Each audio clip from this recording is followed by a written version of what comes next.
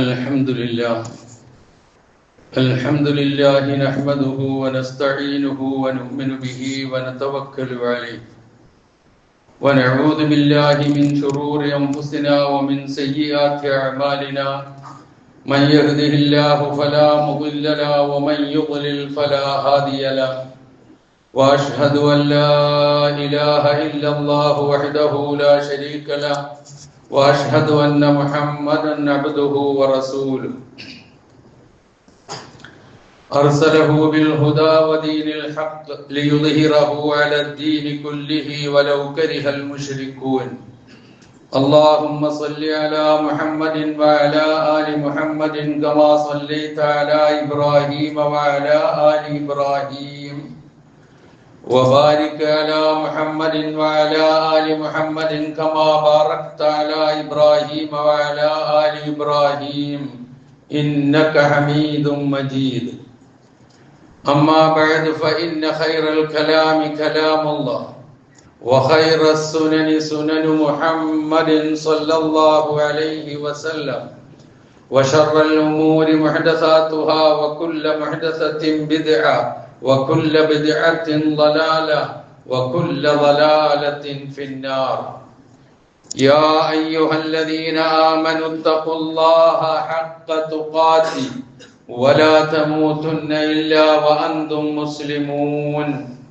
يا أيها الناس اتقوا ربكم الذي خلقكم من نفس واحدة وخلق منها زوجها وبث منهما رجالا كثيرا ونساء واتقوا الله الذي تساءلون به والأرحام إن الله كان عليكم رقيبا يا أيها الذين آمنوا اتقوا الله وقولوا قولا سديدا يصلح لكم أعمالكم ويغفر لكم ذنوبكم ومن يطع الله ورسوله فقد فاز فوزا عظيما أعوذ بالله من الشيطان الرجيم بسم الله الرحمن الرحيم لقد أرسلنا رسلنا بالبينات وأنزلنا معهم الكتاب والميزان ليقوم الناس بالقسط وأنزلنا الحديد فيه بأس شديد ومنافع للناس وليعلم الله من ينصره ورسله بالغيب إن الله لقوي عزيز സഹോദരന്മാരെ സഹോദരികളെ, ജീവിതത്തിന്റെ എല്ലാ മേഖലകളിലും അള്ളാഹുവിന്റെ നിയമ നിർദ്ദേശങ്ങൾ പാലിച്ചുകൊണ്ട് ജീവിക്കുവാൻ കൽപ്പിക്കപ്പെട്ടവരാണ് നാം ഓരോരുത്തരും എന്നുണർത്തുന്നു. അല്ലാഹു സുബ്ഹാനഹു വ തആല നാം ഏവരെയും മുത്തഖികളും മുവഹ്ഹിദുകളുമായി ജീവിക്കുവാനും മരണപ്പെടുവാനും അനുഗ്രഹിക്കുമാറാകട്ടെ എന്ന് പ്രാർത്ഥിക്കുകയും ചെയ്യുന്നു. വിശുദ്ധ ഖുർആനിലെ 57-ാമത്തെ അധ്യായം അൽ ഹദീദ്, അതിലെ 25-ാമത്തെ വചനമാണ് ഞാൻ ഓതി വെച്ചത്. ലഖദ് അർസൽനാ റുസുലനാ ബിൽ ബയ്യിനാത്ത്, തീർച്ചയായും നാം നമ്മുടെ പ്രവാചകന്മാരെ വ്യക്തമായ ദൃഷ്ടാന്തങ്ങളുമായി അയച്ചിരിക്കുന്നു. വഅൻസൽനാ മഅഹുൽ കിതാബ വൽ മീസാൻ, അവരോടൊപ്പം നാം വേദഗ്രന്ഥത്തെയും മീസാനെയും തുലാസിനെയും നാം അയക്കുകയും ചെയ്തിരിക്കുന്നു.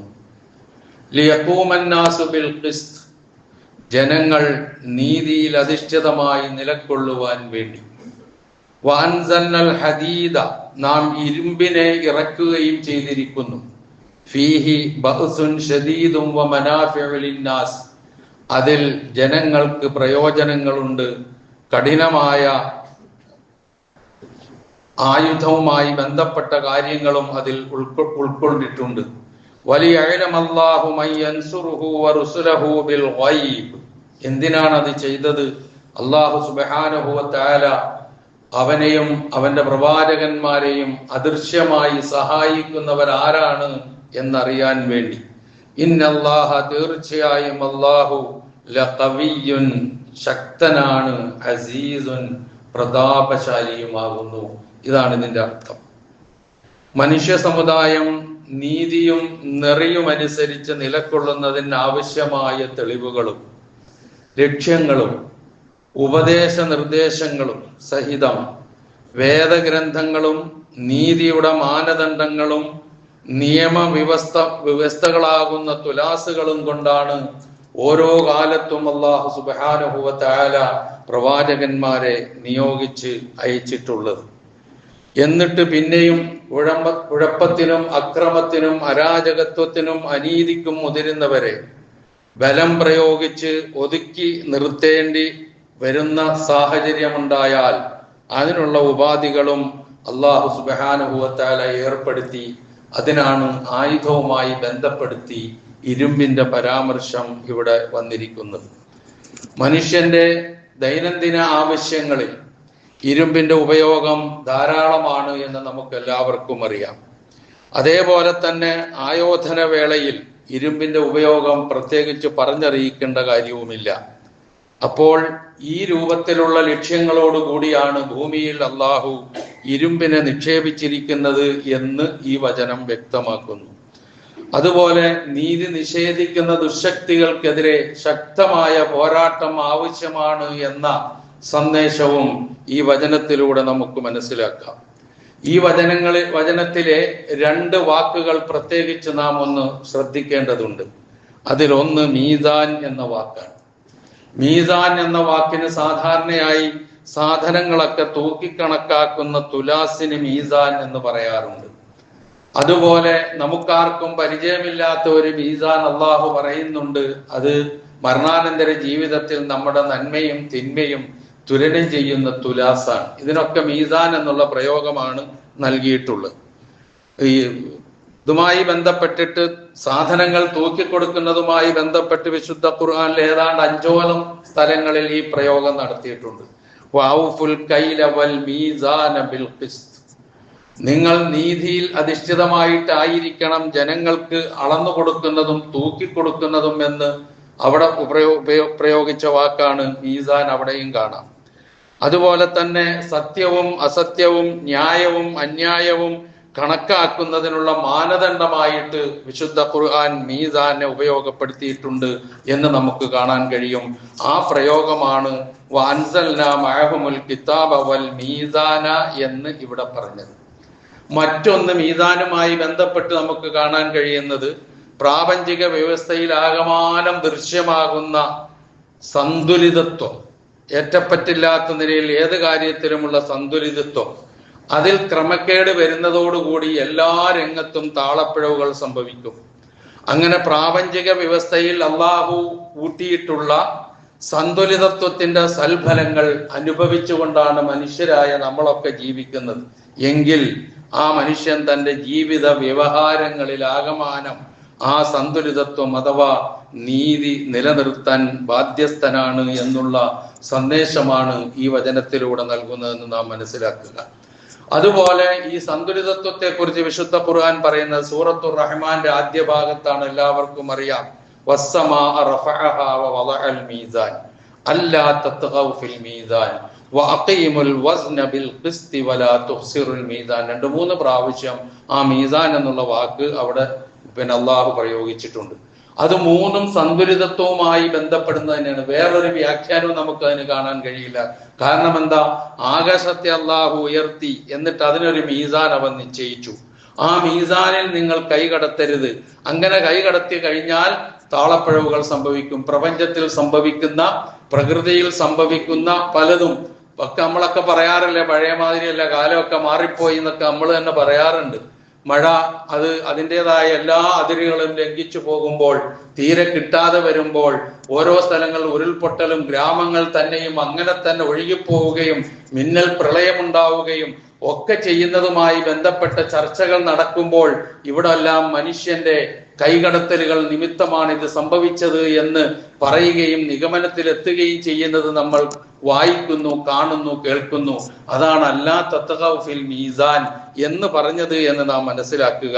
എന്തിനാണത്? വഅഖീമുൽ വസ്ന ബിൽ ഖിസ്ത്, നീതിയിൽ അധിഷ്ഠിതമായിട്ടായിരിക്കണം ഈ തുലാസ് നിങ്ങൾ നിലനിർത്തേണ്ടത്. ഒരിക്കലും മീസാനിൽ നിങ്ങൾ കമ്മി വരുത്തരുത് എന്ന് ഖുർആൻ പറയുന്നു. അപ്പൊ കിതാബും മീസാനും എന്തിന്? ലിയഖൂമന്നാസു ബിൽ ഖിസ്ത്, ജനങ്ങൾ നീതിയിൽ അധിഷ്ഠിതമായി നിലകൊള്ളാൻ വേണ്ടി എന്നാണ് അവിടെ പറഞ്ഞ ആ മീസാന്റെ പ്രയോഗം. ഇനി രണ്ടാമത്തെ വാക്ക് ഖിസ്താണ്. ഖിസ്ത് എന്ന വാക്കിനർത്ഥം സാധാരണയായി നീതി എന്നാണ് ആ വാക്കിനർത്ഥം പറയാറുള്ളത്. മറ്റൊരു വാക്കും കൂടിയുണ്ട് വിശുദ്ധ ഖുർആനിൽ നീതിക്ക് വേണ്ടി പ്രയോഗിക്കുന്നത്, അത് അദിലാണ്. ഇത് രണ്ടും 20-ലധികം പ്രാവശ്യം വിശുദ്ധ ഖുർആനിൽ പ്രയോഗിച്ചിട്ടുണ്ട്. ഖിസ്ത് എന്ന വാക്കും തുഖ്സിത്തു എന്ന വാക്കും അഖ്സിത്തു എന്ന വാക്കും ഇഅ്ദിലു എന്ന വാക്കും അദില് എന്ന വാക്കും ഒക്കെ രണ്ടും ഒരേ അർത്ഥത്തിൽ വരുന്ന ഈ രണ്ട് പദങ്ങളും 20-ലധികം പ്രാവശ്യം വിശുദ്ധ ഖുർആനിൽ പ്രയോഗിച്ചിരിക്കുന്ന നമുക്ക് കാണാൻ കഴിയും. അപ്പൊ ഇവിടെ നാം മനസ്സിലാക്കേണ്ടത്, അപ്പൊ നീതി പാലനം എന്ന് പറയുന്നത് ഏത് രംഗത്തും ആവശ്യമാണ്. അതാണ് ഖുർആൻ വ്യക്തമായി പറയുന്നത്. നീതിയുടെ മതമാണ്, നീതിയുടെ ഗ്രന്ഥമാണ് പരിശുദ്ധ ഖുർആൻ. അനീതി ഏത് തരത്തിലും ഏത് തലത്തിലും വന്നാലും അത് അംഗീകരിക്കുകയോ ഉൾക്കൊള്ളുകയോ പ്രോത്സാഹിപ്പിക്കുകയോ ചെയ്യുന്നില്ല. നീതിയാണ് ഇസ്ലാമിന്റെ ആത്മാവ്, നീതിയാണ് ഇസ്ലാമിന്റെ ആണിക്കല്ല്. പ്രവാചകന്മാരെ നിയോഗിച്ചതും വേദഗ്രന്ഥങ്ങൾ അവതരിപ്പിച്ചതും നിയമങ്ങൾ നൽകിയതും ദൃഷ്ടാന്തങ്ങൾ അവതരിപ്പിച്ചതും എല്ലാം ആ നീതി നിലനിർത്താൻ വേണ്ടിയിട്ട് തന്നെയാണ് എന്നാണ് വിശുദ്ധ ഖുർആൻ നമുക്ക് പഠിപ്പിച്ചു തരുന്നത്. ഒരു വേള നാം ഖുർആനിലൂടെ ഒന്ന് യാത്ര ചെയ്ത് നോക്കിയാൽ സമാധാനത്തെക്കാൾ കൂടുതൽ, സമാധാനം എന്ന ആശയം സ്ഫുരിക്കുന്ന വാക്കിനേക്കാൾ ഏറ്റവും കൂടുതൽ പ്രയോഗിച്ചിട്ടുള്ള പ്രയോഗം നീതിയായിരിക്കും. പരിശോധിച്ചാൽ നമുക്കത് കാണാൻ കഴിയും. എന്താണ് അതിന് കാരണം? നീതി ഉള്ളിടത്തെ സമാധാനം ഉണ്ടാവുകയുള്ളൂ. നീതി ഉണ്ട് എങ്കിൽ പിന്നെ സമാധാനത്തെ കുറിച്ച് പറയേണ്ട ആവശ്യമില്ല. ഇപ്പൊ ഒരു സ്ഥാപനം അല്ലെങ്കിൽ ഒരു കുടുംബം, ഒരു സംഘം, ഇവിടെ ഒക്കെ നീതികൾ ഉണ്ടെങ്കിൽ അവിടെ സമാധാനമുണ്ട്. നീതി ഉണ്ടെങ്കിൽ സമാധാനമുണ്ട്. ഇല്ലേ? അരാജകത്വമാണ്, അസമാധാനമാണ്. കുടുംബത്തിൽ അരാജകത്വമാണ്, അസമാധാനമാണ്. സംഘടനയിലെ സമാധാനമാണ്, പിന്നെ രാജ്യത്തെ സമാധാനമാണ്. അങ്ങനെ വരുന്ന ഒരു കാര്യമാണ്. അപ്പൊ നീതിയാണ് എല്ലാ സമാധാനത്തിന്റെയും നിലനിൽപ്പിന് ആധാരമായിട്ടുള്ളത് എന്നാണ് വിശുദ്ധ ഖുർആൻ ഇവിടെ പ്രയോഗിക്കുന്നത്. അത് തന്നെയാണ് സൂറത്തുൽ ഹദീദിലെ ആ വചനവും. വീണ്ടും ഞാൻ സൂചിപ്പിക്കുകയാണ്, എന്തിനാണത്? ജനങ്ങൾ നീതിയിൽ അധിഷ്ഠിതമായി നിലകൊള്ളാൻ വേണ്ടിയാണ് മീസാനും ഗ്രന്ഥവും കിതാബും മീസാനും അവതരിപ്പിച്ചതെന്നാണ് വിശുദ്ധ ഖുർആൻ പറയുന്നത്. അപ്പൊ ആ നിലയിൽ നാം പരിശോധിച്ചു നോക്കുമ്പോൾ നമ്മൾ അനീതി കൊടികുത്തി വാഴുന്ന സാഹചര്യങ്ങളിലൂടെയാണ് പലപ്പോഴും നമ്മളൊക്കെ കടന്നുപോയിക്കൊണ്ടിരിക്കുന്നത്. എല്ലാ രംഗങ്ങളിലും അനീതി കൊടികുത്തി വാഴുന്ന ഒരവസ്ഥ. വ്യക്തി, കുടുംബം, സമൂഹം, രാഷ്ട്രം, ഭരണം, നീതിന്യായ വ്യവസ്ഥകൾ, ഇന്ന് വേണ്ട എല്ലാം നാം എടുത്തു നോക്കിയാൽ ഒരു രൂപത്തിൽ അല്ലെങ്കിൽ മറ്റൊരു രൂപത്തിൽ അനീതിയുടെ ദംഷ്ട്രങ്ങളിൽ പിടയുന്നതായിട്ടാണ് നമുക്ക് കാണാൻ കഴിയുക. ഇപ്പൊ ഇവിടെ മീസാൻ എന്ന വാക്ക് നമ്മൾ പറയുമ്പോൾ നമ്മുടെയൊക്കെ നീതിന്യായ വ്യവസ്ഥയിൽ കോടതികളിലൊക്കെ സാധാരണ കയ്യിൽ ഒരു കണ്ണ് മൂടിക്കെട്ടിയിട്ട് കയ്യിൽ ഒരു തുലാസും പിടിച്ചിരിക്കുന്ന ഒരു പ്രതീകം നമ്മൾ കാണാറുണ്ട്. അതൊരു വല്ലാത്ത സന്ദേശമാണ്. എന്താണ് ആ സന്ദേശം? യഥാർത്ഥത്തിൽ നീതി നിലനിൽക്കണം ഏത് നിലയിലും എന്നാണ് ആ പഠിപ്പിക്കുന്നത്. അത് ഇന്ന് അങ്ങനെയാണോ എന്നുള്ളത് ആലോചിക്കേണ്ടത്, ചിന്തിക്കേണ്ടത് നമ്മളാണ്. കണ്ണ് കെട്ടിയാണെങ്കിലും ശരി നീതി നിലനിർത്തണം എന്നതാണ് അതിന്റെ മെസ്സേജ്. എന്നാൽ ഇന്ന് കണ്ണ് കെട്ടി നീതി ഇല്ലാതാക്കണം എന്നുള്ളതിലേക്ക് അത് മാറിയോ എന്നുള്ളത് ചർച്ച ചെയ്യപ്പെടേണ്ട വിഷയമാണ്. അങ്ങനെ ആയി എന്ന് ഞാൻ പറയുന്നില്ല, അത് ആലോചിക്കേണ്ട വിഷയമാണ്. ഇതൊക്കെ നാം പറയുമ്പോൾ വിശ്വാസി സമൂഹത്തെ സംബന്ധിച്ചിടത്തോളം എന്താണ് ഇതുമായി ബന്ധപ്പെട്ട് ഉള്ള കാര്യമെന്ന് നമ്മളൊന്ന് ചിന്തിക്കേണ്ടതുണ്ട്. ഞാനും നിങ്ങളും ഒക്കെ, വിശ്വാസികളായ നമ്മളൊക്കെ എന്തിനാണ് ഈ ആരാധന അനുഷ്ഠാന കർമ്മങ്ങളും യാതൊരു കളങ്കമില്ലാത്ത വിശ്വാസവും ഉൾക്കൊണ്ടുകൊണ്ട് കഴിവിന്റെ പരമാവധി തെറ്റുകളിൽ നിന്ന് അകന്ന് ശരികളിലേക്ക് ചേർന്ന് നിന്ന് ജീവിക്കാൻ ശ്രമിക്കുന്നതിന്റെ ഉദ്ദേശം എന്താണ്? അത് തഖ്വ ആർജിച്ച് അള്ളാഹുവിന്റെ അടുക്കൽ രക്ഷപ്പെടുക എന്നുള്ളതാണ്. ആത്യന്തിക ലക്ഷ്യം അതാണ്. എല്ലാത്തിലും അതാണ്, തഖ്വ ആർജിക്കുക എന്നുള്ളതാണ്. അപ്പൊ നമ്മൾ യാതൊരു പ്രാധാന്യവും പ്രാമുഖ്യവും നൽകാത്ത, ഒരു രംഗത്തും ശ്രദ്ധിക്കാതെ പോകുന്ന നീതിയെ സംബന്ധിച്ചും വിശുദ്ധ ഖുർആൻ പറയുന്നിടത്ത് തഖ്വ ഉണ്ട് എന്നുള്ള തിരിച്ചറിവ് നമുക്ക് ഉണ്ടാകേണ്ടതുണ്ട്. രണ്ട് സ്ഥലങ്ങളിൽ വിശുദ്ധ ഖുർആൻ ഈ കാര്യം നമ്മളെ ഉണർത്തുന്നുണ്ട്. ഒന്ന് അൽ മാഇദയിലെ 8-ാമത്തെ വചനം, യാ അയ്യുഹല്ലദീന ആമനൂ കൂനൂ ഖവ്വാമീന ലില്ലാഹി ശുഹദാഅ ബിൽ ഖിസ്ത്. വിശ്വാസികളെ വിളിച്ചുകൊണ്ട് അള്ളാഹു പറയുകയാണ്, സത്യവിശ്വാസികളെ കൂനു ഖവ്വാമീന ലില്ലാഹി ശുഹദാഅ ബിൽ ഖിസ്ത്, നിങ്ങൾ അള്ളാഹുവിന് വേണ്ടി നിലകൊള്ളുന്നവരും നീതിക്ക് സാക്ഷികളുമാകണം എന്നാണ് അവിടെ പറഞ്ഞത്. എന്നിട്ട് പറയുന്നു, വലാ യജ്രിമന്നകും ശനആനു ഖൗമിൻ അലാ അല്ലാ തഅദിലു ഇഅ്ദിലു ഹുവ അഖ്റബു ലിത്തഖ്വ. ഏതെങ്കിലും ഒരു ജനതയോട് നിങ്ങൾക്ക് എന്തെങ്കിലും അമർഷമുണ്ടെങ്കിൽ അത് നീതി പാലിക്കുന്നതിൽ നിന്ന് നിങ്ങളെ തടഞ്ഞു നിർത്തുന്ന അവസ്ഥ ഉണ്ടാകരുത്. നിങ്ങൾ എന്ത് വേണം? ഇഅ്ദിലു, നീതി പാലിക്കണം. ഹുവ അഖ്റബു ലിത്തഖ്വ, തഖ്വയോട് ഏറ്റവും അടുത്തതാണ് നീതിബോധം. അപ്പൊ വെറും കാര്യമല്ല എന്ന് മനസ്സിലാക്കുക. ഇഅ്ദിലൂഹു അഖ്റബു ലിത്തഖ്വ വത്തഖുല്ലാഹ ഇന്നല്ലാഹ ഖബീറുൻ ബിമാ തഅമലൂൻ. അല്ലാഹുവിനെ നിങ്ങൾ സൂക്ഷിക്കുക, നിങ്ങൾ ചെയ്തു കൂട്ടുന്നതെല്ലാം സൂക്ഷ്മമായി അറിയുന്നവനാകുന്നു അല്ലാഹു എന്ന് 5-ാം അധ്യായം മാഇദയിലെ 8-ാം വചനത്തിൽ പറഞ്ഞു എങ്കിൽ 4-ാം അധ്യായം സൂറത്തുൻ നിസായിലെ 135-ാമത്തെ വചനത്തിൽ ഒരു ചെറിയ വ്യത്യാസത്തോടു കൂടി പറയുന്നത് ശ്രദ്ധേയമാണ്. വിശ്വാസികളെ എന്ന് വിളിച്ചുകൊണ്ട് തന്നെ പറയുന്നത്, വിശ്വാസികളെ കൂനു, നിങ്ങളാകണം ഖവ്വാമീന ബിൽ ഖിസ്ത്, കണിശമായി നീതി നിലനിർത്തുന്നവരാകണം. ശുഹദാഅ ലില്ലാഹ്, അള്ളാഹുവിന് സാക്ഷികളായി ജീവിക്കുന്നവരെന്നുള്ള നിലയിൽ, അള്ളാഹുവിന് സാക്ഷികളായ നിലയിൽ നീതിക്ക്, കണിശമായ നീതിക്ക് വേണ്ടി നിലകൊള്ളുന്നവരായി നിങ്ങൾ മാറണം. അത് വലവല അൻഫുസിക്കും, നിങ്ങൾക്ക് തന്നെ എതിരാണെങ്കിലും, അവിൽ വാലിദൈൻ, ഉപ്പക്കും ഉമ്മക്കും മാതാപിതാക്കൾക്കെതിരാണെങ്കിലും, വൽ അഖ്റബീന, അടുത്ത ബന്ധുക്കൾക്കെതിരാണെങ്കിലും ശരി, നീതി മുറുകെ പിടിക്കണം. അതാണ് നിങ്ങളുടെ ഉത്തരവാദിത്വം. ഇൻ യകുൻ വലിയൻ ഔ ഫഖീറ, കക്ഷി ആരോ, അവൻ ദരിദ്രനോ ധനികനോ ആരോ ആയിക്കൊള്ളട്ടെ, പിന്നെ ഫല്ലാഹു ഔലാ ബിഹിമാ, അല്ലാഹു ആണ് അവരുമായി ഏറ്റവും അടുത്തവൻ. വലാ തത്തബിഉൽ ഹവാ അൻ തഅദിലു, നീതി പാലിക്കുന്ന വിഷയത്തിൽ തന്നിഷ്ടത്തെ ഒരിക്കലും പിൻപറ്റരുത്. വഇൻ തൽവു ഔ തുഇരിദു, നിങ്ങൾ വളച്ചൊടിക്കുകയോ ഒഴിഞ്ഞു മാറുകയോ ചെയ്താൽ ഫഇന്നല്ലാഹ കാന ബിമാ തഅമലൂന ഖബീറ, നിങ്ങൾ പ്രവർത്തിക്കുന്നത് സൂക്ഷ്മമായി അറിയുന്നവനാണ് അല്ലാഹു എന്ന് ഓർത്തു എന്നാണ് ഖുർആൻ പറഞ്ഞത്. ഇവിടെ ഒക്കെ പരാമർശിക്കുന്നത് ഏത് തരത്തിലും ഏത് തലത്തിലും നീതിക്ക് വേണ്ടി നിലകൊള്ളണം.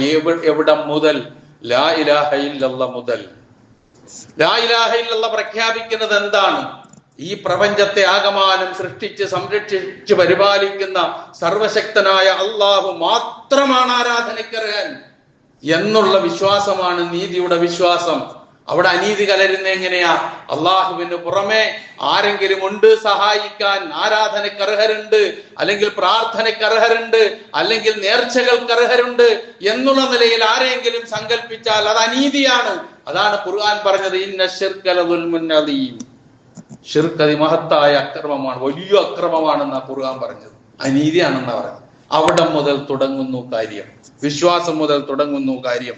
തീരുന്നില്ല. ജീവിതത്തിന്റെ എല്ലാ മേഖലകളെയും നീതിയുമായി ബന്ധപ്പെടുത്തിയിട്ടും മാത്രമേ സംസാരിക്കുന്നുള്ളൂ പരിശുദ്ധ ഇസ്ലാം. നിങ്ങൾ നോക്കുക, സ്വന്തം ശരീരത്തോട് നീതി പാലിക്കണം. വിശ്വാസം ഞാൻ പറഞ്ഞു. അടുത്തത് ഞാൻ പറയുന്നത്, നമ്മൾ പരിശോധിച്ച് നമുക്ക് മനസ്സിലാക്കാൻ കഴിയുന്നത്, സ്വന്തം ശരീരത്തോട് നീതി പാലിക്കണം.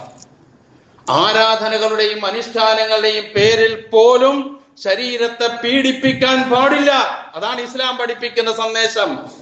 മഹാനായ അബൂദറുൽ ഗിഫാരി റളിയല്ലാഹു അൻഹു എന്നും നോമ്പ് പിടിക്കും, എന്നും രാത്രി ഉറങ്ങാതെ നിസ്കരിക്കും. വിവരമറിഞ്ഞ പ്രവാചക തിരുമേനി സല്ലല്ലാഹു അലൈഹി വസല്ലമ ആ സഹാബിയെ വിളിച്ചു നിർത്തി ചെയ്യുന്ന താക്കീതാണ്, ഉണർത്തുന്ന ഉണർത്തലാണ്. വഇന്ന ലിനഫ്സിക അലൈക ഹഖ്ഖ, നിനക്ക് നിന്റെ ശരീരത്തോട് ചില കടമകളുണ്ട്, അത് പാലിക്കണം. വഇന്ന ലിസൗജിക അലൈക ഹഖ്ഖ, നിനക്ക് നിന്റെ ഭാര്യയോട് ചില കടമകളുണ്ട്, അത് നീ പാലിക്കണം.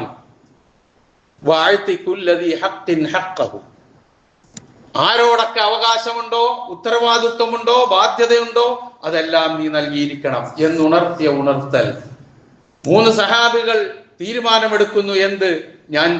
ഞാൻ ഒരാൾ തീരുമാനിക്കുന്നു, ഞാൻ രാത്രിയിൽ ഉറങ്ങൂല, മുഴുവൻ സമയവും നിന്ന് നമസ്കരിക്കും. രണ്ടാമത്തെ ആള് തീരുമാനമെടുക്കുന്നു, ഞാൻ പകൽ എല്ലാ ദിവസവും നോമ്പനുഷ്ഠിക്കും, ഒരു ദിവസം പോലും നോമ്പനുഷ്ഠിക്കാതെ മാറിക്കൂല. സുന്നത്ത് നോമ്പാണ് പറയുന്നത്, ഫർള് കുറിച്ചല്ല. അടുത്ത ആള് പറയുന്നതെന്നറിയോ? വിവാഹമൊന്നും വേണ്ട, സ്ത്രീയും വേണ്ട, അവളുമായിട്ടുള്ള ബന്ധവും വേണ്ട, അടുപ്പവും വേണ്ട, ഒന്നും വേണ്ട, അതും കൂടി ഞാൻ ആരാധനയ്ക്ക് മാറ്റിവെക്കും. അറിഞ്ഞ പ്രവാചകൻ അവരെ താക്കീത് ചെയ്തു. സംഭവം നമുക്കറിയാം, വിശദീകരിക്കുന്നില്ല. എന്താണ് അതിൽ നിന്ന് നൽകുന്ന മെസ്സേജ്? എന്താണ് അത് നൽകുന്ന സന്ദേശം? സ്വന്തം ശരീരത്തെ മറന്നുകൊണ്ട് ആരാധനകൾ പോലും ഉണ്ടായിക്കൂടാ. അതൊക്കെ ഒരു തരം തീവ്രതയാണ്, അത് പാടില്ല. പഠിപ്പിച്ചു മതം. അവിടെയും നീതി തീരുന്നില്ല. കുടുംബത്തിലേക്ക് എന്നാലോ, കുടുംബത്തിലും വേണം നീതി. ഭാര്യ ഭർത്താക്കന്മാർ തമ്മിലുണ്ടാകണം, മക്കളും മാതാപിതാക്കളും തമ്മിലുണ്ടാകണം, സന്താനങ്ങൾക്കിടയിൽ വേർതിരിവുണ്ടായിക്കൂടാ. നുഅ്മാൻ ഇബ്നു ബഷീർ റളിയല്ലാഹു അൻഹു പറയുന്ന സംഭവം നമുക്കറിയാമല്ലോ. എന്റെ ഉപ്പ ഒരിക്കൽ പ്രവാചകന്റെ അടുക്കൽ എന്നെ കൊണ്ടുവന്ന് നിർത്തിയിട്ട് പറഞ്ഞു, എന്റെ മകൻ നുഅ്മാന് ഞാൻ ഒരു വിലപിടിപ്പുള്ള ഒരു ഒട്ടകം വാങ്ങിക്കൊടുത്തു എന്ന് സന്തോഷത്തോടു കൂടി പറയുമ്പോൾ പ്രവാചകൻ ചോദിക്കുന്ന ഒരു ചോദ്യമുണ്ട്, നിനക്ക് വേറെ മക്കളുണ്ടോ? ഉണ്ട്. അവർക്കും കൊടുത്തിട്ടുണ്ടോ? ഇതുപോലെ ഇല്ല, തിരിച്ചു വാങ്ങത് എന്ന് നിർദ്ദേശിക്കുകയാണ് പ്രവാചകൻ ചെയ്തത്. കാരണം അത് അനീതിയാണ്. ഒരു മകനോട്, ഒരു മകളോട്, അല്ലെങ്കിൽ മകനോട് പ്രത്യേക മമതാ സ്നേഹം, മകളോട് സ്നേഹമില്ലായ്മ, അല്ലെങ്കിൽ 2 or 3 മക്കൾ ഉണ്ടെങ്കിൽ മൂത്തവനോട്, ഇളയവനോട്, നടുക്കുള്ളവനോട് ഇങ്ങനെയുള്ള ഒരു സമീപനം മക്കളോടുണ്ടായിക്കൂടാ. അനീതിയാണ്, ഒരിക്കലും അത് അംഗീകരിക്കുന്നില്ല. അങ്ങനെ ഒരു ചെറിയ തോന്നൽ ഉണ്ടായിക്കഴിഞ്ഞാൽ ഉണ്ടാകാവുന്ന സംഭവ വികാസങ്ങൾ ഒരുപാട് ഖുർആൻ നമുക്ക് പഠിപ്പിച്ചു തന്നിട്ടുണ്ട്, ചരിത്രം നമുക്ക് പഠിപ്പിച്ചു തന്നിട്ടുണ്ട്. ഒറ്റ ഉദാഹരണം മാത്രം, യൂസുഫ് നബി അലൈഹിസ്സലാത്തു വസ്സലാമയുടെ സംഭവം മാത്രം അവിടെ നിൽക്കട്ടെ, അത്രേ ഞാൻ പറയുന്നുള്ളൂ. അപ്പൊ കുടുംബത്തിൽ വേണം ഈ നീതി. ആരാധന മുതൽ വിശ്വാസം മുതൽ ഓരോന്നിലും ഉണ്ട്. ഇനി നിങ്ങൾ നോക്കുക, സംസാരത്തിലെ നീതി പാലിക്കാൻ ഖുർആൻ പറയുന്നുണ്ട്.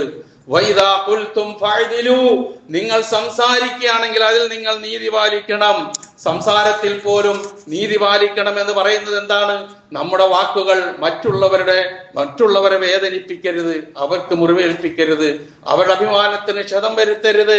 അതുപോലെ തന്നെ നമ്മുടെ വാക്ക് കൊണ്ട് ഒരാളുടെ അവകാശം നിഷേധിക്കപ്പെടുന്ന അവസ്ഥ വരരുത്. അത്ര സൂക്ഷിക്കണം. വൈദാ ഖുൽതും ഫഅദിലു, സംസാരത്തിൽ പോലും നീതി പാലിക്കുക. ഇതാണ് ഖുർആൻ പറഞ്ഞത്. അതുപോലെ തന്നെ ഒരാള് പരിശുദ്ധ ഇസ്ലാം ഒന്നിലധികം സ്ത്രീകളെ വിവാഹം കഴിക്കാനുള്ള അനുവാദം നൽകുന്നുണ്ട്. അവിടെ നോക്കുങ്ങൾ ഖുർആന്റെ പ്രയോഗം എന്താണെന്നുള്ളത്. അതിന് അനുവാദം നൽകി, അതുകൊണ്ട് ഇങ്ങനെ ഓടി നടന്ന് കെട്ടാനാണോ? അല്ല, മറിച്ച് അതിന് അനുവാദം നൽകിക്കൊണ്ട് പറഞ്ഞ ഒരു കാര്യമുണ്ട്. ഫഇൻ ഖിഫ്തും അല്ലാ തഅദിലു ഫവാഹിദ, ഈ ഒന്നിലധികം ഭാര്യമാരുണ്ടെങ്കിൽ, ഇണകളുണ്ടെങ്കിൽ, സ്ത്രീകളുണ്ടെങ്കിൽ, ഭാര്യമാരായിട്ടുണ്ട് എങ്കിൽ അവരോട് നീതി പാലിക്കുന്ന വിഷയത്തിൽ വല്ല പേടിയുണ്ടോ? ഒന്ന് മതി. അവിടെ പോലും നീതിയെ കുറിച്ചാണ് എടുത്തു പറയുന്നത് വിശുദ്ധ ഖുർആൻ. ഇങ്ങനെ അങ്ങോട്ട് പോയാൽ എത്രയോ സ്ഥലങ്ങൾ നമുക്ക് കാണാൻ കഴിയും. അതുപോലെ തന്നെ അനാഥകളോട് നീതി പാലിക്കാൻ, അവരുടെ സ്വത്ത് കൈകാര്യം ചെയ്യുന്നിടത്ത് നീതി നിലനിർത്താൻ ശ്രദ്ധിക്കാൻ ഖുർആൻ അനുശാസിക്കുന്നുണ്ട്. അതുപോലെ തന്നെ അളവും തൂക്കവും കച്ചവടത്തിൽ വളരെ ശ്രദ്ധിക്കേണ്ട ഒരു രംഗ.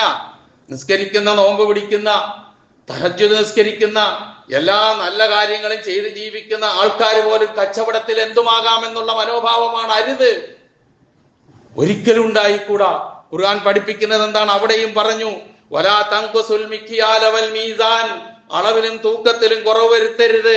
ഔഫുൽ കൈല ഔഫുൽ മിക്യാല വൽ മീസാൻ വലാ തബ്ഖസുൻ നാസ അശിയാഅഹും, ഇതൊക്കെ ഖുർആന്റെ നിർദ്ദേശമാണ്, പാടില്ല. അവിടെ അത് അനീതിയാണ്. വൈലുൽ ലിൽ മുതഫ്ഫിഫീൻ അല്ലദീന ഇദാ ക്താലു അലൻ നാസി യസ്തൗഫൂൻ വഇദാ കാലൂഹും അവദനൂഹും യുഖ്സിറൂൻ അലാ യظنു ഉലൈക അന്നഹും മബ്ഊസൂൻ ലിയൗമിൻ അളീം യൗമ യഖൂമുൻ നാസു ലിറബ്ബിൽ ആലമീൻ. കച്ചവടത്തിൽ കമ്മട്ടും കാണിക്കുന്നവരോടാണ് ഖുർആന്റെ ചോദ്യം. നിങ്ങൾ അള്ളാഹുവിന്റെ മുമ്പിൽ നിൽക്കേണ്ടി വരുന്ന അവസ്ഥയെ സംബന്ധിച്ച് നിങ്ങൾ ഓർക്കുന്നില്ലേ എന്ന് ചോദിക്കുന്നത് നമസ്കരിക്കാത്തവനോടല്ല, നോമ്പ് പിടിക്കാത്തവനോടല്ല, അവനോടൊക്കെ ചോദ്യമുണ്ട്. പക്ഷേ കച്ചവടക്കാരനോടും അത് ചോദിച്ചിട്ടുണ്ട്. കച്ചവടത്തിൽ ഇരട്ടത്താപ്പ് കാണിക്കുന്നവർക്ക് നാശം. വൈലുൽ ലിൽ മുതഫ്ഫിഫീൻ അല്ലദീന ഇദാ ക്താലു അലൻ നാസി യസ്തൗഫൂൻ, ജനങ്ങളിൽ നിന്ന് ഇങ്ങോട്ട് അളന്നോ തൂക്കിയോ വാങ്ങുമ്പോൾ പൂർണ്ണമായെടുക്കും. 1000 ഗ്രാമിന് പകരം 1100 ഇങ്ങോട്ട് വരും.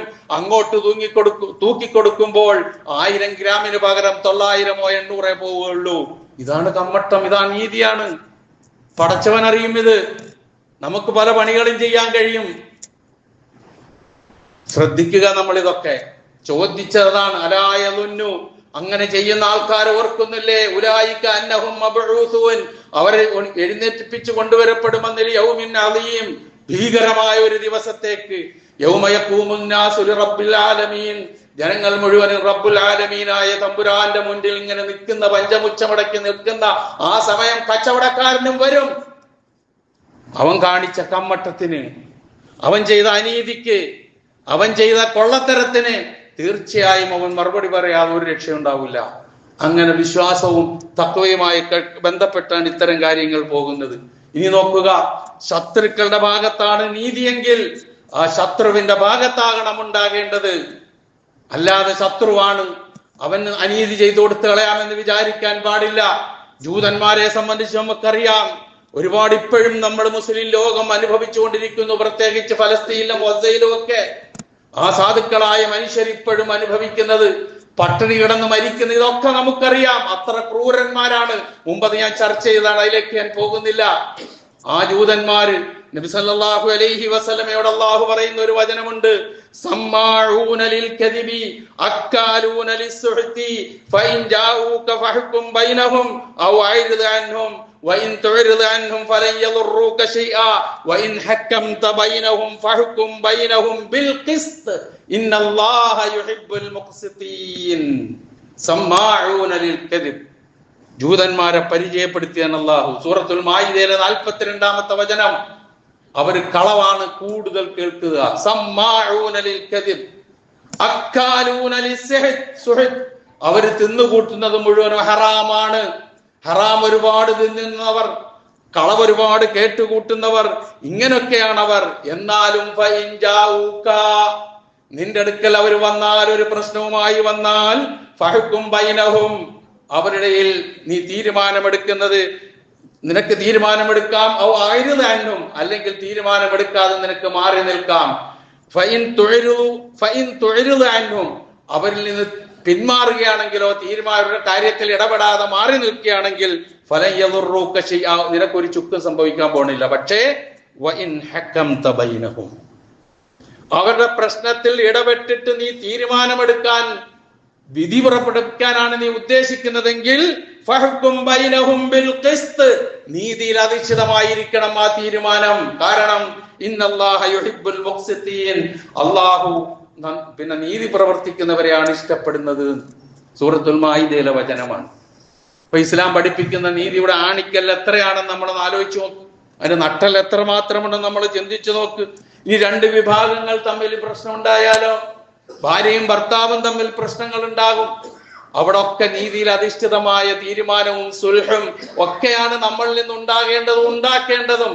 കോടതികളിലേക്ക് പറഞ്ഞു വിടുന്നതിന് മുമ്പ് ചെയ്യേണ്ട ഒരുപാട് കാര്യങ്ങളുണ്ട്. അതൊരു മറ്റൊരു വിഷയമാണ്, അതിലേക്ക് ഞാനിപ്പോ കടന്നു പോകുന്നില്ല. ഇന്ന് ആധുനിക ഇക്കാലത്ത് ഏറ്റവും കൂടുതൽ രക്ഷകർത്താക്കൾ കണ്ണുനീര് കുടിക്കുന്ന ഒരു രംഗമുണ്ട്. വിവാഹം കഴിച്ചയച്ചതിന് ശേഷം മാസങ്ങളോ ദിവസങ്ങളോ കഴിയുന്നതിന് മുമ്പ് പോയ പോലെ മകള് വീട്ടിലേക്ക് തന്നെ തിരിച്ചു വരുന്ന എത്രയോ ദുരവസ്ഥകൾ, എത്രയോ മാതാക്കളുടെ കണ്ണീരുകൾ നമ്മുടെ മുമ്പിലുണ്ട്. വല്ലാത്തൊരു ദുരവസ്ഥയാണത്. അതിലേക്കല്ല ഞാൻ കടക്കുന്നത്. ഇങ്ങനെയുള്ള പ്രശ്നങ്ങൾ ഉണ്ടാകുമ്പോൾ ചെയ്യേണ്ടത് സുൽഹാണ്. പരമാവധി രജ്ഞിപ്പിന്റെയും യോജിപ്പിന്റെയും അടുപ്പിക്കലിന്റെയും മാർഗമാണ് കണ്ടെത്തേണ്ടത്.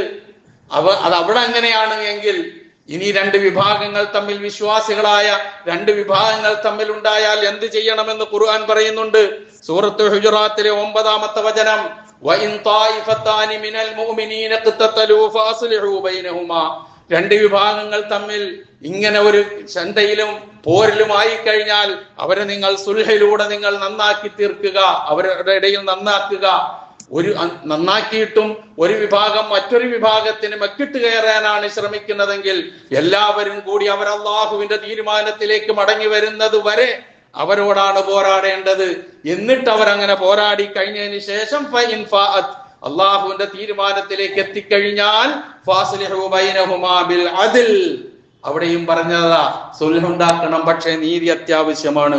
വഅഖ്സിതു, നിങ്ങൾ നീതി പാലിക്കണം. ഇന്നല്ലാഹ യുഹിബ്ബുൽ മുഖ്സിതീൻ, തീർച്ചയായും അള്ളാഹു നീതി പാലിക്കുന്നവരെ ഇഷ്ടപ്പെടുന്നു. ഈ പ്രയോഗം ഇല്ലാത്ത ഭാഗങ്ങളില്ല നീതിയെ പറ്റി പറയുമ്പോൾ. അള്ളാഹുവിന് ഇഷ്ടം നീതി പാലിക്കുന്നവരെയാണ്, അനീതി കാണിക്കുന്നവരെയല്ല. ഏത് രംഗത്തും അനീതി കാണിക്കുന്നവരെ അള്ളാഹുവിന് ഇഷ്ടമല്ല. അവൻ നീതിമാനാണ്. അവന്റെ ശിക്ഷകളും രക്ഷയും അങ്ങനെ തന്നെയാണ് പരലോകത്ത്. വലാ യദ്ലിമു റബ്ബുക അഹദാ, നിന്റെ രക്ഷിതാവ് ഒരാളോടും അനീതി കാണിക്കൂല എന്ന് ഖുർആൻ അസന്ദിഗ്ധമായി പ്രഖ്യാപിക്കുന്നു. ഒരാളോടും അള്ളാഹ് നീതി കാണിക്കൂല. പരമാവധി വിട്ടുവീഴ്ച ചെയ്ത് പുറത്തു കൊടുത്ത് നരകക്കുണ്ടിൽ നിന്ന് രക്ഷിക്കാൻ വേണ്ടിയുള്ള സർവ്വശ്രമങ്ങളും നടത്തിയതിന് ശേഷമാണ് അള്ളാഹു ശിക്ഷയിലേക്ക് പോവുക. അതാണ് റഹ്മാൻ. അവനാണ് റഹീം. അതാണ് നാം തിരിച്ചറിയേണ്ടത്. അതാണ് ബിസ്മില്ലാഹിർ റഹ്മാനിർ റഹീം, അതാണ് അർ റഹ്മാനിർ റഹീം. ഇനി നോക്കുക, നമ്മുടെ ഇടയിലൊക്കെ മറ്റു മതസ്ഥരായ ആൾക്കാർ ജീവിക്കുന്നുണ്ട്. അവരോടുള്ള സമീപനം എന്തായിരിക്കണം? പ്രത്യേകിച്ച് നമ്മളുടെ ഇടയിൽ ഒരുമിച്ച് ജീവിച്ചു പോകാൻ താല്പര്യപ്പെടുന്ന, നമ്മളിവിടെ ഉണ്ടാകണമെന്ന് ആഗ്രഹിക്കുന്ന, അവരോടൊപ്പം നമ്മളും ജീവിക്കണമെന്ന് കൊതിക്കുന്ന, ഇവരെ പുറത്താക്കാൻ പാടില്ല എന്ന് പ്രഖ്യാപിക്കുന്ന അങ്ങനെയുള്ള കുറെ അധികം മനുഷ്യന്മാരുണ്ട് നമ്മുടെ ഇടയിൽ. അങ്ങനെയുള്ള ആൾക്കാരോട് എങ്ങനെയായിരിക്കണം? സൂറത്തുൽ മുംതഹിനിലെ 8-ാമത്തെ വചനം, ലാ യൻഹാകുമുല്ലാഹു അനില്ലദീന ലം യുഖാതിലൂകും ഫിദ്ദീനി വലം യുഖ്രിജൂകും മിൻ ദിയാരികും അൻ തബറൂഹും വതുഖ്സിതു ഇലൈഹിം. അവിടെയും പറയുന്നു ഇന്നല്ലാഹ യുഹിബ്ബുൽ മുഖ്സിതീൻ. മതകാര്യത്തിൽ നിങ്ങളോട് യുദ്ധം ചെയ്യാത്തവരും അതിന്റെ പേരിൽ നിങ്ങളെ വീടുകളിൽ നിന്ന് പുറത്താക്കാത്തവരും, അങ്ങനെ ചെയ്യുന്നവരോട് ഈ മനോഭാവം പറ്റില്ല എന്ന് തന്നെ തൊട്ടടുത്ത വചനം പറയുന്നുണ്ട്. അതവിടെ കേട്ടെ. അപ്പൊ ഇങ്ങനെയുള്ള ഈ നല്ല മനോഭാവത്തോടു കൂടി പെരുമാറി ഇഴുകി പരസ്പരം ഇഴുകി ജീവിച്ചു പോകണമെന്ന് ആഗ്രഹിക്കുന്നവരാണ് ബഹുഭൂരിഭാഗവും. അല്ലാത്തവരൊക്കെ ഉണ്ട്, ഇല്ല എന്നൊന്നും പറയുന്നില്ല. പക്ഷെ ഇങ്ങനെയുള്ള ആൾക്കാരോടുള്ള മനോഭാവം എന്തായിരിക്കണം? അന്തബറൂഹും, അവരോട് നിങ്ങൾ ബിറാണ് അവിടെ പറഞ്ഞത്, നന്മയോടുകൂടി പെരുമാറണം. വതുഖ്സിതു ഇലൈഹിം, അവരോട് ഖിസ്ത് ഉണ്ടാകണം, നീതി ഉണ്ടാകണം. കാരണം എന്തേ? ഇന്നല്ലാഹ യുഹിബ്ബുൽ മുഖ്സിതീൻ, അല്ലാഹു നീതി പാലിക്കുന്നവരെയാണ് ഇഷ്ടപ്പെടുന്നത്. ഇതാണ് വിശുദ്ധ ഖുർആൻ പഠിപ്പിക്കുന്നത്. അതാണ് ഞാൻ പറഞ്ഞത്, ഒരു തരത്തിലും ഒരു തലത്തിലും അനീതിയോട് സന്ധിയാകാൻ ഖുർആനില്ല, ഇസ്ലാമില്ല. പക്ഷേ ഇസ്ലാമോഫോബിയ തലയിൽ കയറിയവർക്ക് ഇതൊന്നും പറഞ്ഞാൽ മനസ്സിലാകുകയില്ല. അതാണല്ലോ പലതും നമ്മൾ കണ്ടുകൊണ്ടിരിക്കുന്നത്. ഇത് തന്നെയാണ് നീതിന്യായ വ്യവസ്ഥയിലും ഭരണ വ്യവസ്ഥയിലും ഒക്കെ നീതി മുറുകെ പിടിക്കാനാണ് ഇസ്ലാമിന്റെ നിർദ്ദേശവും ആഹ്വാനവും. എവിടെ നിന്നും വ്യതിചലിച്ച് നിൽക്കാൻ നമുക്ക് കഴിയില്ല. അപ്പൊ നമ്മൾ ആദ്യം മനസ്സിലാക്കേണ്ടത്, അള്ളാഹു വിശുദ്ധ സൂറത്തുൽ ഹദീദിൽ പറഞ്ഞതുപോലെ കിതാബും മീസാനും ഹദീദും അള്ളാഹു ഇറക്കി തന്നത് ജനങ്ങൾ നീതിയിൽ അധിഷ്ഠിതമായ ജീവിതം നയിക്കാൻ വേണ്ടിയിട്ടാണ്. അതിനാണ് പ്രവാചകന്മാരെ നിയോഗിച്ചയച്ചിട്ടുള്ളത് എല്ലാ ജനങ്ങളിലേക്കും. അപ്പൊ എത്രമാത്രം ശ്രദ്ധിക്കേണ്ടതുണ്ട് എന്ന് വിശ്വാസികളായ നാം ചിന്തിക്കുക. അതോടൊപ്പം തന്നെ തഖ്വയോട് ബന്ധപ്പെടുത്തിയിട്ടാണ് ഖുർആൻ ഇതിനെ പറഞ്ഞിട്ടുള്ളത് എന്നതിന്റെ ഗൗരവം വർദ്ധിക്കുന്നു.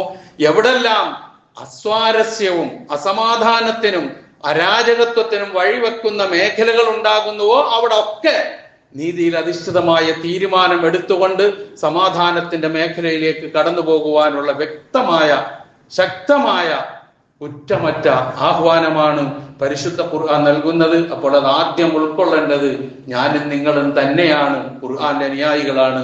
അല്ലാഹു സുബ്ഹാനഹു വ തആല അത്തരം കാര്യങ്ങൾ മുറുകെ പിടിച്ചുകൊണ്ട് ജീവിക്കാൻ എന്നെയും നിങ്ങളെയും അനുഗ്രഹിക്കുമാറാകട്ടെ.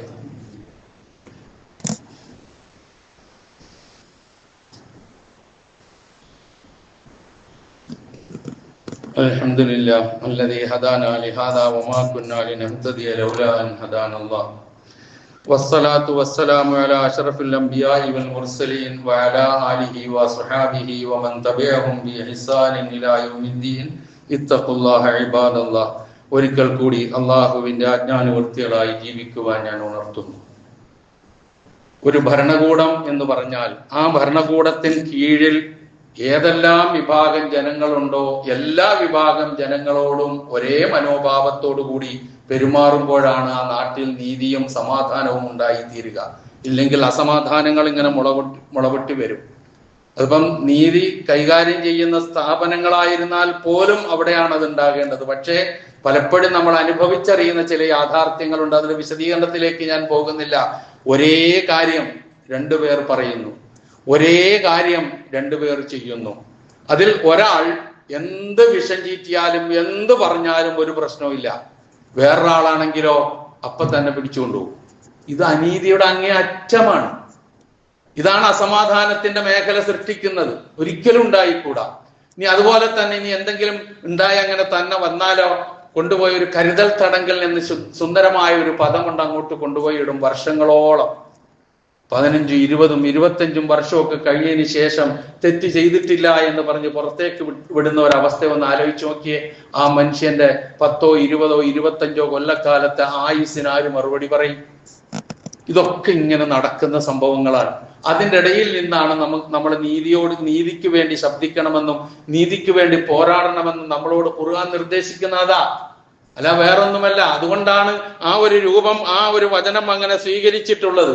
അത് തന്നെയുമല്ല, ശിക്ഷിക്കുന്നതിന് മുമ്പ് ഇസ്ലാമിലെ ശിക്ഷാവിധികളെ കുറിച്ച് മുമ്പ് ഒരു ദിവസം ഞാൻ പരാമർശിച്ചു, അതിലേക്കല്ല ഞാൻ പോകുന്നത്. ശിക്ഷിക്കുന്നതിന് മുമ്പ് തീർച്ചയായും ആ ശിക്ഷയ്ക്ക് വിധേയരാകാനുള്ള സാഹചര്യങ്ങൾ ഇല്ലാതാക്കുക എന്നുള്ളത് ഭരണകൂടത്തിന്റെ ഉത്തരവാദിത്വമാണ്.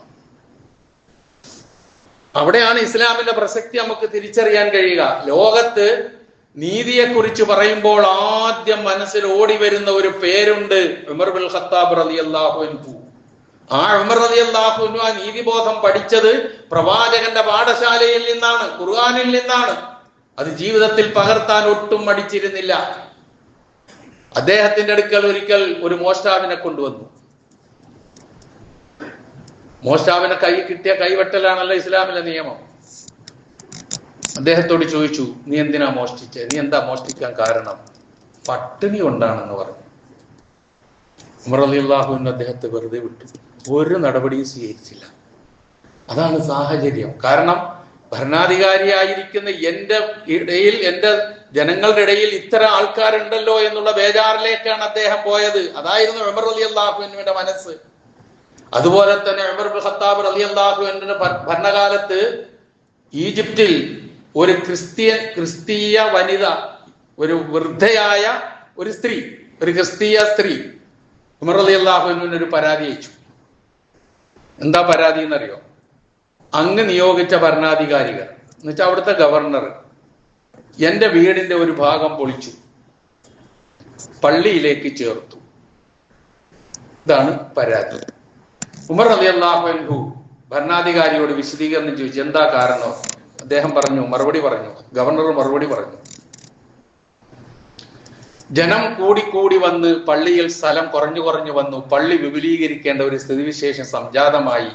ഈ സ്ഥലവും കൂടി കിട്ടാതെ പറ്റാത്ത ഒരു അനിവാര്യമായ ഒരു ഘട്ടം വന്നപ്പോൾ ആ സ്ത്രീയോട് പല സന്ദർഭങ്ങളിലും നിങ്ങൾ ഇവിടെ മാർക്കറ്റ് വില എന്താണോ അതിനപ്പുറം തരാമെന്ന് പറഞ്ഞ് പല പ്രാവശ്യം അവരെ സമീപിച്ചു. പക്ഷെ അവരത് ചെവിക്കൊണ്ടില്ല. അങ്ങനെ അങ്ങോട്ട് പൊളിച്ച് പള്ളിയോട് ചേർത്തു. വെൽ ഡൺ ഒരിക്കലും ഉമർ റളിയല്ലാഹു അൻഹു പറഞ്ഞില്ലട്ടോ. ഉമർ റളിയല്ലാഹു അൻഹു ഒറ്റ മറുപടി മാത്രം. എന്താ മറുപടി എന്നറിയാം? ആ സ്ത്രീയുടെ പൊളിച്ചു മാറ്റിയ ആ സ്ഥലത്ത് ആ വീട് പുതുക്കി പണിത് കൊടുക്കുക, പള്ളിയിലേക്ക് ചേർത്തത് പൊളിച്ചു കളഞ്ഞേക്കുക. ഇതാണ് ഇസ്ലാമിന്റെ നീതി. ഇതായിരുന്നു അമീറുൽ മുഅ്മിനീൻ ഉമർ ബിൻ ഖത്താബ് റളിയല്ലാഹു അൻഹു. ഈ നീതിയെക്കുറിച്ച് ചിന്തിക്കാൻ പോലും ഇന്ന് ആർക്കും കഴിയില്ല, ആലോചിക്കാൻ കഴിയില്ല, ഇതിന്റെ ഓരത്തോടെ നടക്കാൻ കഴിയൂല. അതാണ് ഇസ്ലാം പഠിപ്പിക്കുന്ന നീതി. ഈ നീതിബോധത്തിന്റെ വാക്താക്കളാണ് നമ്മളാകണം. അപ്പൊ പലതരത്തിലുള്ള പ്രശ്നങ്ങൾക്കും ഒരുപാട് പരിഹാരങ്ങൾ വ്യക്തിജീവിതം മുതൽ അങ്ങോട്ട് ഏതൊക്കെ മേഖലകളിലുണ്ടോ അവിടെ ഒക്കെ നമുക്ക് അതിന്റെ പരിഹാരം നമുക്ക് കണ്ടെത്താൻ കഴിയും. അത് സൂക്ഷിക്കുക, ശ്രദ്ധിക്കുക. ഈ ഖുർആൻ വചനങ്ങളും ഈ ചരിത്രവും ഈ അധ്യാപനങ്ങളും ഒക്കെ എനിക്ക് നിങ്ങൾക്ക് നൽകുന്ന സന്ദേശം എന്താണോ ആ സന്ദേശം ആദ്യം മുതൽ അവസാനം വരെ പൂർണ്ണമായും ഉൾക്കൊണ്ട് കുറ്റമറ്റ ജീവിതം നയിച്ച് അള്ളാഹുവിനെ കണ്ടുമുട്ടാൻ അള്ളാഹു എനിക്കും നിങ്ങൾക്കും തൗഫീഖ് നൽകുമാറാകട്ടെ. അറിഞ്ഞോ അറിയാതെയോ നമ്മിൽ നിന്ന് വന്നുപോയ എല്ലാ കുറ്റങ്ങളും അള്ളാഹു നമുക്ക് പുറത്തു മാപ്പാക്കി തരുമാറാകട്ടെ. അവസാനിപ്പിക്കുന്നതിന് മുമ്പ് ഒരു കാര്യം, നമ്മൾ ഇന്ന് 2ാമത്തെ വെള്ളിയാഴ്ചയാണ് ഈ മാസത്തെ. സാധാരണ നമ്മൾ 2ാമത്തെ വെള്ളിയാഴ്ച ഒരു കളക്ഷൻ നടത്താറുണ്ട്, ഇങ്ങനെ ആഹ്വാനം പറഞ്ഞിട്ട്. ഇപ്പൊ അത് 2-3 മാസമായി ചെയ്തിട്ടില്ല. കാരണം ചില്ലറ നിങ്ങൾ എല്ലാ വെള്ളിയാഴ്ചകളിലും നൽകുന്നുണ്ട്. അള്ളാഹു അത് നിങ്ങളിൽ നിന്ന് സ്വീകരിക്കുമാറാകട്ടെ. അതോടൊപ്പം നമ്മളുടെ റിലീഫ് ഫണ്ട് വളരെ ശൂന്യമായി കൊണ്ടിരിക്കുകയാണ്. ആവശ്യക്കാർ ഒരുപാടുണ്ട്. അതുകൊണ്ട് ഇന്നത്തെ കളക്ഷനിൽ കഴിവിന്റെ പരമാവധി എല്ലാവരും ഒന്നും കൂടി മനസ്സറിഞ്ഞ് ചെയ്യണം. നിങ്ങളുടെ കളക്ഷനിൽ നിങ്ങൾ പങ്കുചേരണം എന്ന് ഉണർത്തുകയാണ്. അല്ലാഹു സുബ്ഹാനഹു വ തആല നാം ചെയ്യുന്ന ചെറുതും വലുതുമായ എല്ലാ കാര്യങ്ങൾ പൂർണ്ണമായും നമ്മിൽ നിന്ന് സ്വീകരിക്കുമാറാകട്ടെ. പോരായ്മകൾ അല്ലാഹു നമുക്ക് പുറത്തു മാപ്പാക്കി തരുമാറാകട്ടെ. നമ്മിൽ നിന്ന് മരണപ്പെട്ടു പോയവർക്ക് അല്ലാഹു പുറത്തു കൊടുക്കുമാറാകട്ടെ. ഈ കഴിഞ്ഞ വെള്ളിയാഴ്ചയ്ക്കും ഇന്നിന്റെയും ഇടയിൽ നാം അറിയുന്ന, നമ്മളെ അറിയുന്ന, നമ്മളെ ഇഷ്ടപ്പെടുന്ന പലരും നമ്മളോട് വിട പറഞ്ഞിട്ടുണ്ട്. അല്ലാഹു സുബ്ഹാനഹു വ തആല അവർക്കൊക്കെ അവർക്കൊക്കെ മഗ്ഫിറത്തും മർഹമത്തും നൽകുമാറാകട്ടെ. അവരുടെ ബർസഖിയായ ജീവിതം അള്ളാഹു സന്തോഷപൂരിതമാക്കി കൊടുക്കുമാറാകട്ടെ. അവരെയും നമ്മളെയും അള്ളാഹു ജന്നാത്തുൽ ഫിർദൗസിൽ ഒരുമിച്ച് കൂട്ടുമാറാകട്ടെ. നമ്മിൽ നിന്ന് രോഗങ്ങൾ കൊണ്ട് വിഷമിക്കുന്നവരുടെ രോഗങ്ങളെ അള്ളാഹു ശിഫയാക്കി കൊടുക്കുമാറാകട്ടെ. പ്രയാസങ്ങൾ അനുഭവിക്കുന്നവരുടെ പ്രയാസങ്ങളെ അള്ളാഹു അകറ്റി കൊടുക്കുമാറാകട്ടെ. എല്ലാവിധത്തിലുള്ള അനുഗ്രഹങ്ങളും അള്ളാഹു നമുക്കും നമ്മുടെ കുടുംബത്തിനും നമ്മുടെ പ്രദേശത്തിനും നാം ജീവിക്കുന്ന സാഹചര്യത്തിനും എല്ലാം അള്ളാഹു സുബ്ഹാനഹു വ തആല സർവ്വ നന്മകളും ചൊരിഞ്ഞു തരുമാറാകട്ടെ. എല്ലാവിധത്തിലുള്ള പരീക്ഷണങ്ങളിൽ നിന്നും അതുപോലെ തന്നെ ദുരന്തങ്ങളിൽ നിന്നും അള്ളാഹു സുബ്ഹാനഹു വ തആല കാത്തു രക്ഷിക്കുമാറാകട്ടെ. സർവ്വപരി ഇസ്ലാമിനും മുസ്ലിം ഉമ്മത്തിനും അള്ളാഹു ഇസ്സത്തിനെ പ്രദാനം ചെയ്യുമാറാകട്ടെ. അല്ലാഹുമ്മ ഗ്ഫിർ ലിൽ മുഅ്മിനീന വൽ മുഅ്മിനാത്ത് വൽ മുസ്ലിമീന വൽ മുസ്ലിമാത്ത് അൽ അഹ്യാഇ മിൻഹും വൽ അംവാത്ത് إنك مجيب الدعوات ويا قاضي الحاجات.